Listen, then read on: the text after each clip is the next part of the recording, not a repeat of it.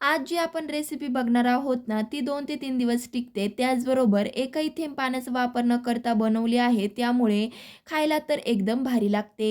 पण रेसिपी सुरू करण्याआधी जर तुम्ही माझ्या चॅनलवर नवीन असाल, अजूनही चॅनलला सबस्क्राईब केलं नसेल, तर प्लीज माझ्या चॅनलला सबस्क्राईब करून घंटीचं बेल बटन नक्की प्रेस करा.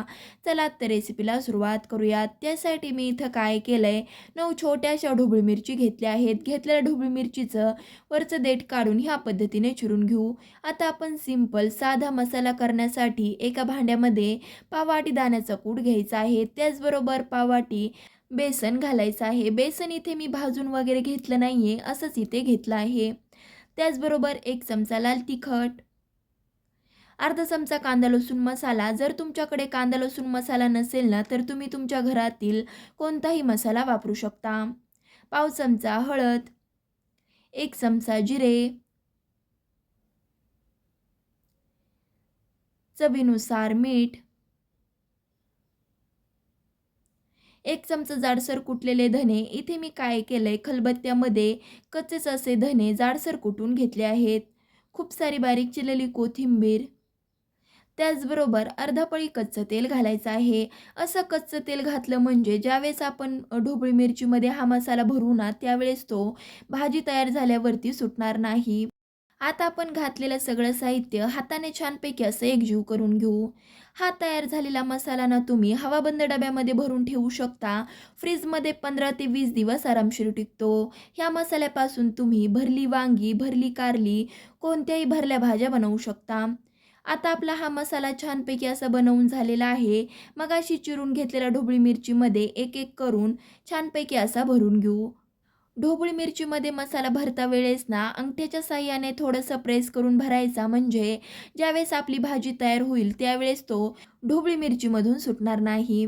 आता आपण ज्या बाकीच्या राहिलेल्या ढोबळी मिरच्या आहेत ना, त्यासुद्धा अशाच पद्धतीने भरून घेऊ. सगळ्या ढोबळी मिरची इथे मी भरून घेतल्या आहेत. आत्ताच इतकी छान दिसत आहे ना ही भरली ढोबळी मिरची, अशीच उचलून खावीशी वाटत आहे. पण आपली ही भाजी कच्चीच आहे, तर ती कशी खाणार ना? तर त्यासाठी काय करायचं, कढईमध्ये 1 पळी तेल गरम करू. फोडणी करत आहोत भाजीसाठी, त्यामुळे मी कढईमध्ये 1 पळी तेल गरम केलंय.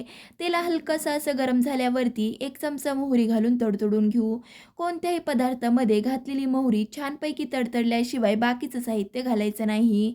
त्यानंतर 7 ते 8 कढीपत्त्याची पाने घालू. त्याचबरोबर भरून घेतलेली ढोबळी मिरची उरलेल्या मसाल्यासहित घालून 2 ते 3 मिनिटं परतवून घेऊ.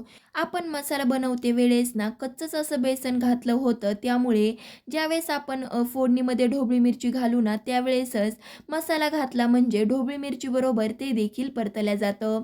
आता 2 ते 3 मिनिटं भरून घेतलेली ढोबळी मिरची परतवून झाल्यावरती झाकण ठेवून अजिबातच पाण्याचा वापर न करता वाफेवरतीच मीडियम गॅस करून 15 ते 20 मिनिटासाठी भाजी शिजवून घ्यायची आहे. 15 ते 20 मिनिटानंतर झाकण उघडून तुम्ही बघू शकतायत, अजिबात एकही थेंब पाण्याचा वापर न करता बघता क्षणी खावीशी वाटणारी, बऱ्याच जणांना ढोबळी मिरची आवडत नाही, अशांना देखील आवडणारी भरली ढोबळी मिरची तयार झालेली आहे. तर वाट कसली बघतायत, तुम्ही सुद्धा ही बनवा. आणि हो, प्रवासाला तीच चटणी नेऊन कंटाळा येतो, तर मग अशा वेळेस तुम्ही ही 2 ते 3 दिवस टिकणारी भरली ढोबळी मिरची नक्कीच नेऊ शकता. तर तुम्हाला ही साधी सोपी रेसिपी कशी वाटली कमेंट करून सांगा. त्याचबरोबर ही रेसिपी आवडल्यास तुमच्या मित्रमैत्रिणीबरोबर शेअर करा. धन्यवाद.